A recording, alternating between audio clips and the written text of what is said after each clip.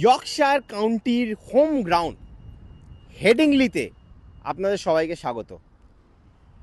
Race sports ক্রিকেটের team এবং race sports ক্রিকেটের টিম কিন্তু আমরা পৌঁছে গেছি হেডিংলিতে। আর আপনারা জানেন যে এই হেডিংলি থেকেই শুরু হচ্ছে ভারতীয় টেস্ট ক্রিকেটের একটা নতুন অধ্যায়ের।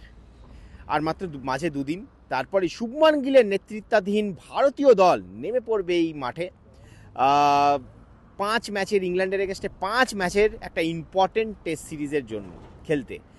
এবং তার আগে আমরা অবভিয়াসলি আপনারা জানেনই, যখন ম্যাচ শুরু হয় তার কিন্তু 3-4 দিন আগেই আমরা সেই ভেন্যুতে পৌঁছে যাই, একটু কন্ডিশনটা জানার চেষ্টা করি, একটু অ্যাসেস করার চেষ্টা করি যে কীরকম পিচ হতে চলেছে। তো সেই নিয়ে আজকের এই আমাদের প্রতিবেদন।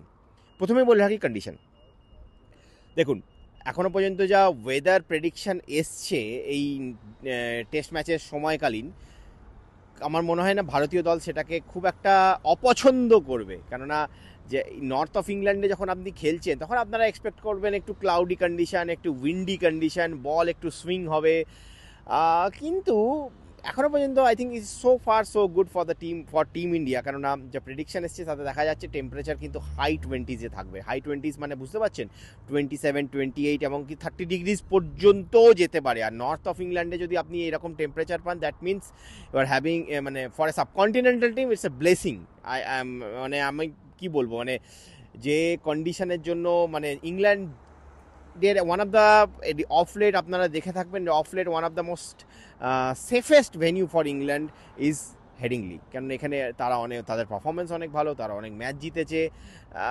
এবং ভারতকে প্রথম টেস্ট ম্যাচটা এখানে দেয়া একটু ফাঁদে ফেলার চেষ্টা ছিল, কিন্তু ওয়েদারটা যদি এরকম থাকবে, যদিও আজকে কিন্তু খুব ব্রিজি ডে, মানে হাওয়া খুঁজছিল আজকে, এখনও হাওয়া চলছে।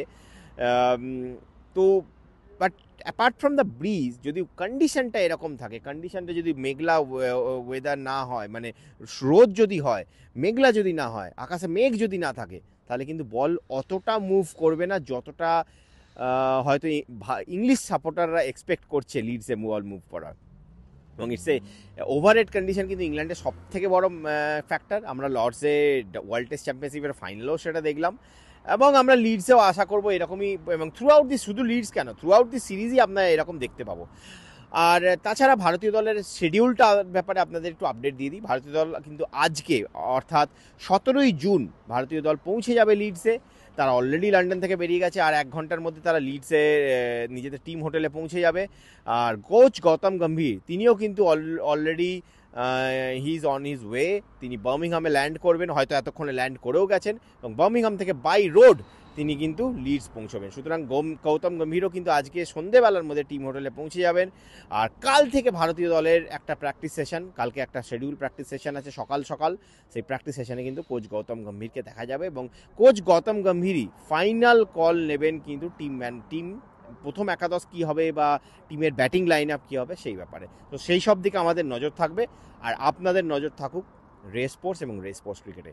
রেস স্পোর্টসের জন্য হেডিংলি থেকে আমি সন্দীপন ব্যানার্জি।